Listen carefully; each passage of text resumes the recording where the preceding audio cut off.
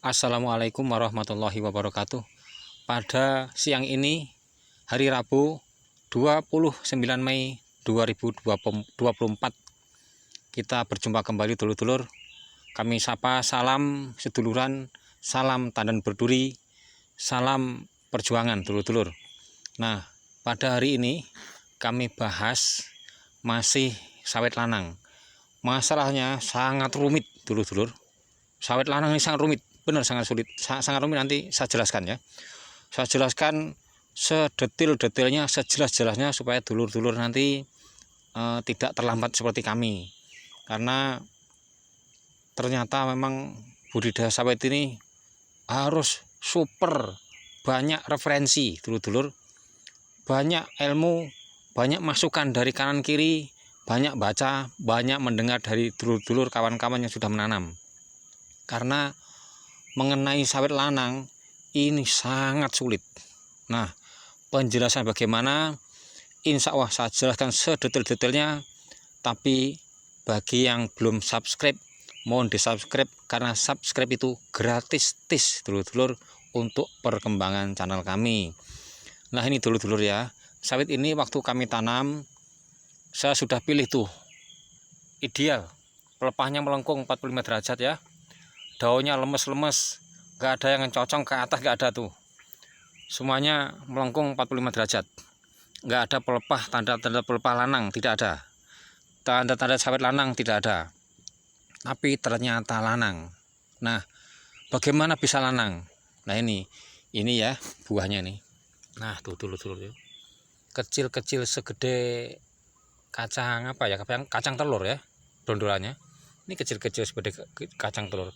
Ini ada yang ngumpet jadi cuma satu biji itu ya, cuma satu biji itu, yang lainnya itu teman-temannya tuh kecil-kecil seperti kacang telur ya, nggak jadi, ini gagal.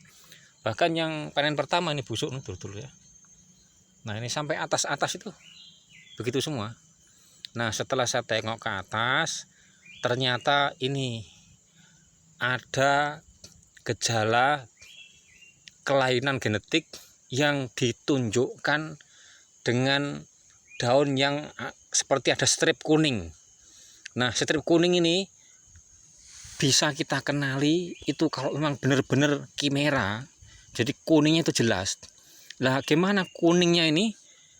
Ini ya, daun pertama, kedua, ketiga, keempat, kelima, keenam, ketujuhnya tuh yang aku potong tuh baru muncul gejala ada strip kuning.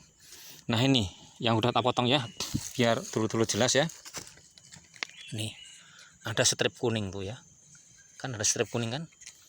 Nah, ini lagi nih strip kuning, nih strip kuning kan, nih strip kuning, ini strip kuning tuh kan, kayak zebra ya tuh strip kuning.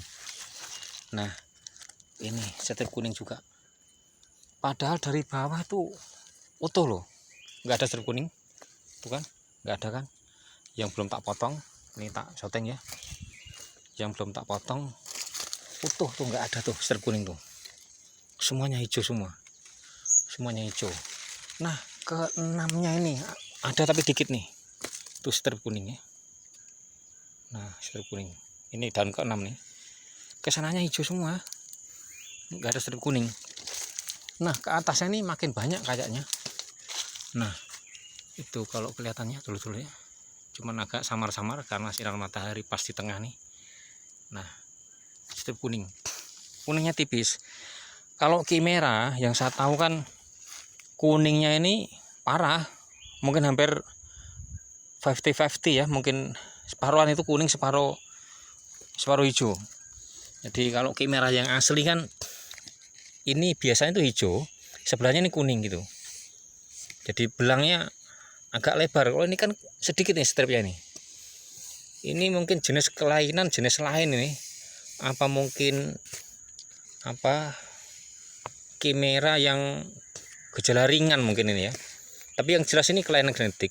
Nah, yang saya tahu dari beberapa varietas yang saya lihat ya, dari TN1, dari Damimas, dari Topaz, semuanya yang kuning ini dan kawan-kawan lah ya, banyak ya. Pokoknya semua yang kuning ini kok kayaknya buahnya anu ya, belum ada yang jadi. Makanya ini mulai tak tebang nih dulu-dulu, mulai tak tebas-tebas tuh. Karena ya percuma dulu-dulu. Nah, ini sampai keliling ya. Semua begitu. Belum ada yang jadi. Itu semuanya begitu tuh, kecil-kecil. Jadi brondolannya itu segede kacang telur dulu-dulu.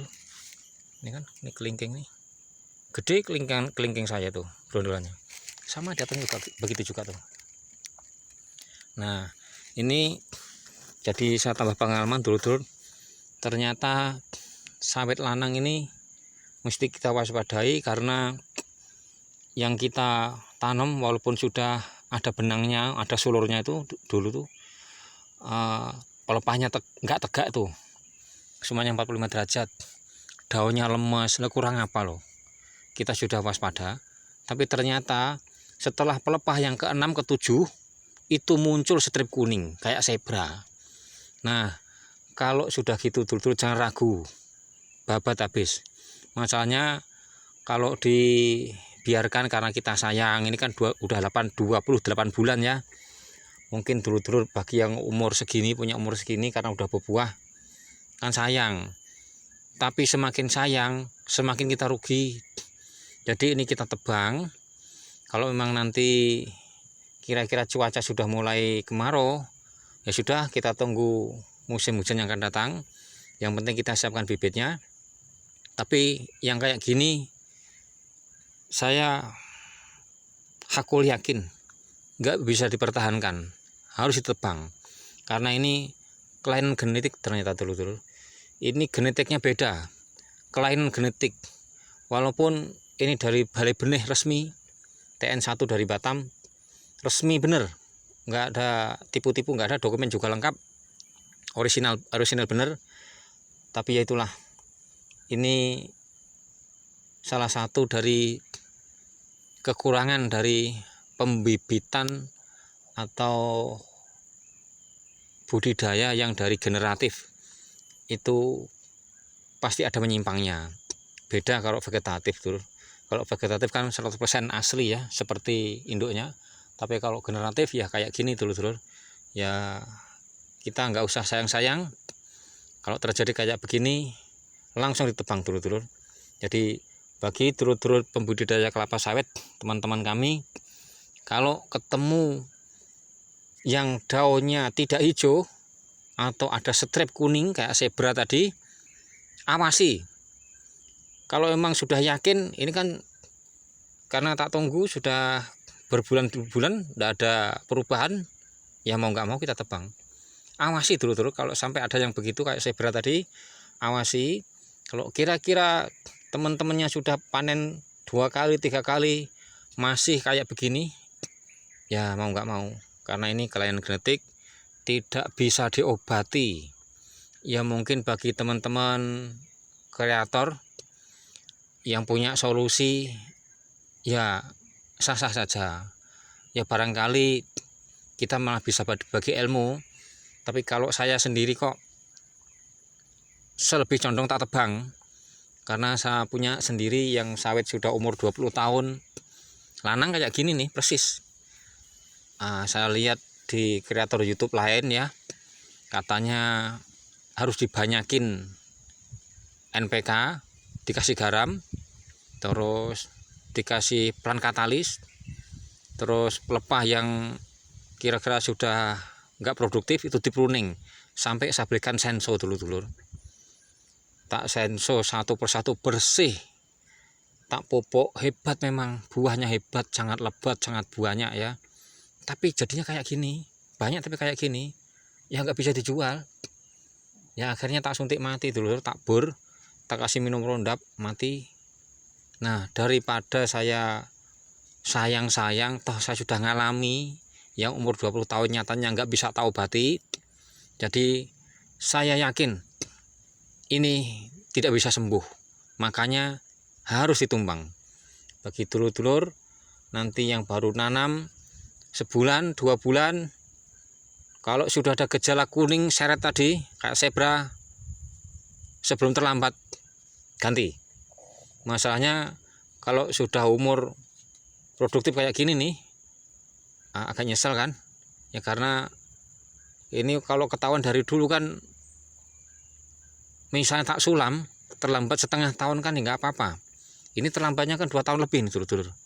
Ya mau nggak mau lebih baik rugi sekarang daripada kami rugi 25 tahun. Oh repot. Jadi walaupun ini ditumbang, tapi kan kita sulam, walaupun tidak bisa nyusul sama, tapi kan paling tidak barisan ini penuh, nggak ada yang kosong kan. Tapi kalau kami sudah punya 20 tahun, saya tumbang, saya sulam, memang nggak kosong, tapi buahnya nggak ada kayoman dulur-dulur. Nah ini sebelum terlambat, kalau ketemu kayak gini, jangan sayang-sayang dulur-dulur, langsung tumbang. Karena ya ini gimana ya, PT pun begitu juga, nggak sempurna, nggak ada orang sempurna, pasti ada yang kelewatan. Karena ini sangat susah dulur-dulur, cirinya sangat susah. Jadi ya sudah, kalau sudah teridentifikasi ada daun yang nyeleneh atau kelainan dari warna daun yang seret kuning tadi, langsung kasih tanda dulur-dulur. Kalau memang ditunggu berbulan-bulan masih kayak gini terus, ya nggak ada solusi lain, diganti.